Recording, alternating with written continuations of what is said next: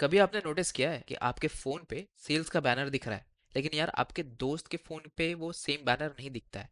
Same app है, same time है, same location है, बट दोनों में अलग अलग फीचर्स। ऐसा क्यों? इसको हम लोग इंजीनियरिंग के भाषा में कहते हैं ए बी टेस्टिंग, या हम लोग कहते हैं फीचर फ्लैग्स।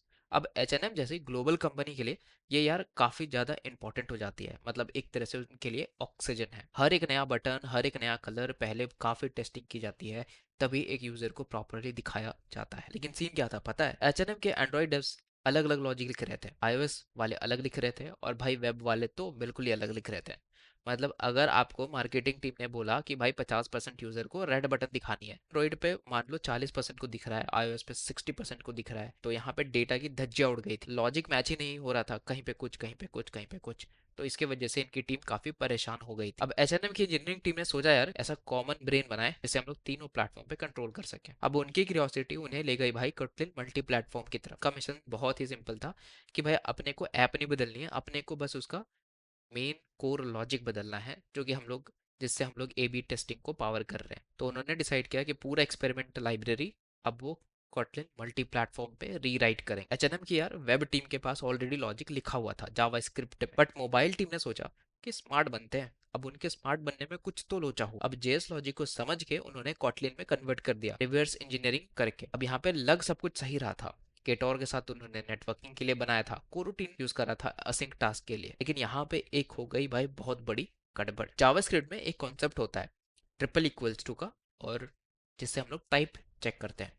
कॉटन में होता है डबल इक्वल्स टू। अब इंजीनियर से एक छोटी सी गलती हुई लॉजिक कन्वर्ट करने में, और इसका भाई नतीजा क्या हुआ? यूजर्स को बहुत ही रैंडम बकेट्स में असाइन कर दिया गया। मतलब जब आप एक्सपेरिमेंट्स करते हो तो इसमें बहुत सारे डिफरेंट डिफरेंट बकेट्स होते हैं जिसमें आप यूजर्स को ड्रैग करते हो कि मेरे को इस टाइप के यूजर को ऐसी यूआई दिखानी है, इस टाइप के यूजर को ये दिखाना है या ये नहीं दिखाना है, एटसेट्रा। तो इससे प्रॉब्लम ये हुई कि मान लो सुबह आप अगर ग्रुप ए में हो, तो यार शाम तक होते होते आप ग्रुप बी में चले जा रहे थे।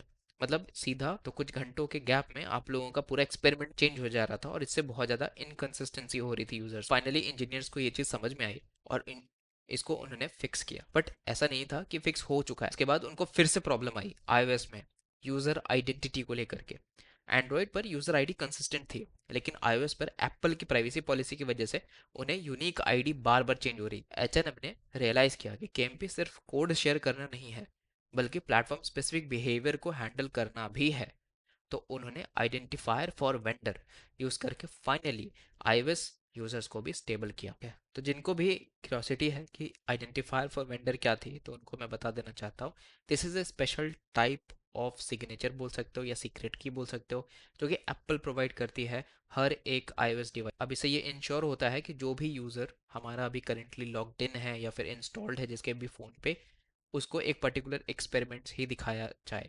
सपोज करो आप जो है वो रेड पैंट्स बहुत सर्च कर रहे हो, पता नहीं क्या आपको शौक चढ़ा है, बट आप वही कर रहे हो। तो क्या होगा कि अगर आप शाम को भी ओपन करोगे तो आपको रेड पैंट्स ही दिखेंगे बहुत ज़्यादा। तो इट इज़ बिकॉज कि उनका जो एक्सपेरिमेंट्स चल रहा है वो अब लॉक हो चुका है आपके डिवाइस आईडी के लिए। तो इसीलिए जब आप लोग यहाँ पे कभी भी कोई भी ऐप खोलोगे इवन विदाउट लॉगिंग इन, तो आपको वही सारी चीज़ें दिखाई जाती हैं। एंड इसके पीछे का रीज़न यही है। तो आइडेंटिफायर फॉर वेंडर क्या करता है, एक आईडी निकालता है। अनटिल एंड अनलेस आप ऐप को पूरी तरह से अनइंस्टॉल ना कर दो, वो आईडी डिलीट नहीं होगा। एंड उसी के हिसाब से आपको एक्सपेरिमेंट्स हमेशा वही सेम ही दिखेंगे, जो आपको सुबह दिख रहे थे शाम में भी वही दिखेंगे। यहाँ पे क्या हो रहा था, एप्पल जो है वो प्राइवेसी पॉलिसीज की वजह से उनका आईडीज बार बार बदल रहा था, तो इसके वजह से उनको एक्सपेरिमेंट्स रन करने में बहुत ज़्यादा दिक्कतें हो रही थी। एंड कभी यूज़र को सुबह में कुछ दिखता था तो शाम में कुछ दिखता था, बिकॉज जो यूनिक आईडी थी वो हमेशा चेंज हो जा रही थी।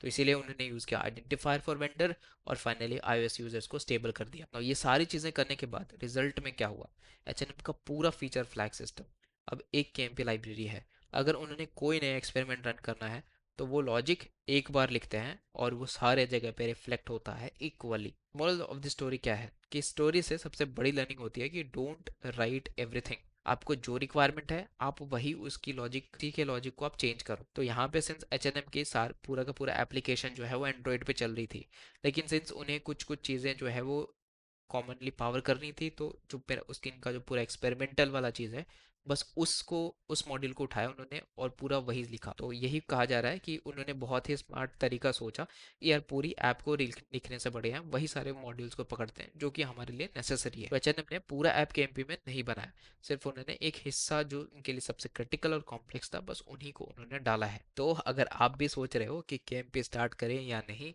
तो एचएनएम की स्टोरी एक परफेक्ट एग्जाम्पल है। आपको छोटे से स्टार्ट करना है, आपको एक प्रॉब्लम एक टाइम पे सॉल्व करनी है और धीरे धीरे आपको स्केल अप करना है। इट इज़ नॉट नेसेसरी कि आप पूरा का पूरा एप्लीकेशन बनाओ, बट हाँ, थोड़ी सी छोटी सी शुरुआत करनी बहुत ही ज़्यादा इंपॉर्टेंट है। इसी के साथ मिलते हैं नेक्स्ट वीडियो में एक और केस स्टडी के साथ। तब तक के लिए keep coding and have fun.